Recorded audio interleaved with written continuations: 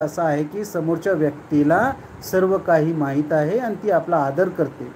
आता तुम्ही घरात बघितलं का नाही, काय काय म्हणला तो तुम्ही म्हणताय ना, काही चुकलं बिकलं तर मग ते कसे म्हणते, काही म्हणला तो, म्हणजे त्यांनी पहिलं त्याचं शब्द ऐकलेलं असतं, पण ती कसं तो वाद पुढं वाढायला नको म्हणून ती काय करते, त्यांना म्हणते काय बोलला तुम्ही, याचा अर्थ असा आहे की तुम्ही गप राहिल्यामध्येच भलाई आहे.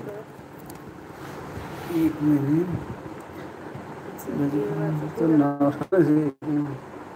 विश्वास एकच असल्यावर संसाराची सुरुवात आहे. आता खूप प्रमाणात विश्वास राहिला नाही. आजकाल जर दुनिया खूप बदलली आहे. हे पूजा पवार यांनी चांगला प्रश्न विचारलेला आहे. नवरा बायकोच्या विश्वास कसा असेल बरं, मी तेच आता सांगितलं. जर तुम्ही कसं आहे, नवरा बायकोचं कसं आहे, एकमेकाचं कसं आहे, मन ओळखलं पाहिजे. ॲक्च्युली एकमेक काय म्हणजे एकमेकापासून काय पाहिजे आहे ना. प्रेम म्हणजे काय याचा अर्थ कुणाला माहीत नाही. प्रेम काय असतं म्हणजे शारीरिक जे हे असतं ना, म्हणजे फिजिकल रिलेशन म्हणजेच प्रेम असं नाही. मनं जुळली पाहिजे. मनं कधी जुळणार तर तेच सांगितलं मी. एक तर ज्याचं लग्न झाले, लग्न झाल्यापासनं आपल्या बायकोशिवाय दुसऱ्याचा विचार करायचा नाही आणि बायकोनं नवऱ्याशिवाय दुसऱ्याचा विचार करायचा नाही. आता ही कधी सगळ्यात जादा कोणावर इफेक्ट करतं तर त्या नवऱ्यावरती. आता नवरा कसा करतो, ती 24 तास बाहेर राहतो कामानिमित्त कशानिमित्त, पण तिथनं आल्यानंतर त्यानं आपल्या बायकोला तेवढीच इज्जत दिली पाहिजे जो बाहेर लोकांना देतो. असं नाही की इथं आल्यानंतर बाहेर सर सर सर ठीक आहे ठीक आहे सगळ्यांचं, हो काय साहेब कसं काय मजेत आहे का, सगळ्यांना म्हणणार आहे ना. आणि घरी नंतर हे काय चाललं आहे गं, ते आणते पाणी आणते, असं काय नाही. म्हणजे कसं आवाजामध्ये चढ उतार राहतो. त्यामुळे ती पण म्हणते हे आल्यापासून असं चिडचिड करते, कसले भेटले ही नवसाला, सारखं असं डिवचत राहणार ती. त्यामुळे ती एकमेकावरती विश्वास हा, आणि ह्या विश्वासाला कसं माहिती आहे का, तोड जाणारा एकमेव प्राणी आहे तो कुठला, मोबाईल.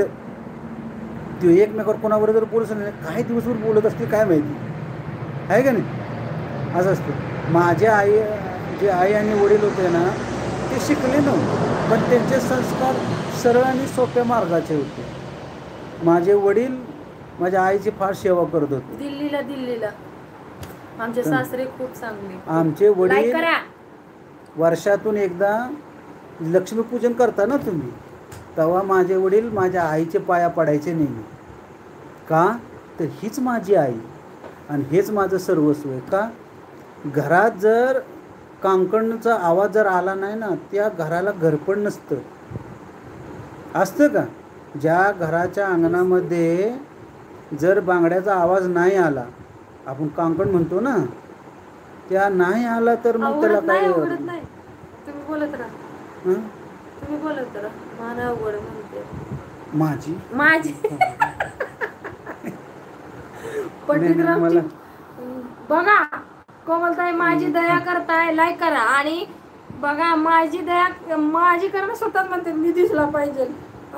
म्हणजे कसं आहे, घराला जर घरपण असलं का नाही तर काय माहिती आहे का, ते असतं. मग घरपण, घराला घरपण कधी येतं तुम्ही सांगा, कसं येतं तर एका स्त्रीमुळे येतं. आणि ह्या जगात सगळ्यात त्याग करणारी मोठी व्यक्ती कोण आहे, स्त्री आहे ना. त्याच्यासारखं म्हणजे त्याग करणारी कुठली व्यक्ती आहे का.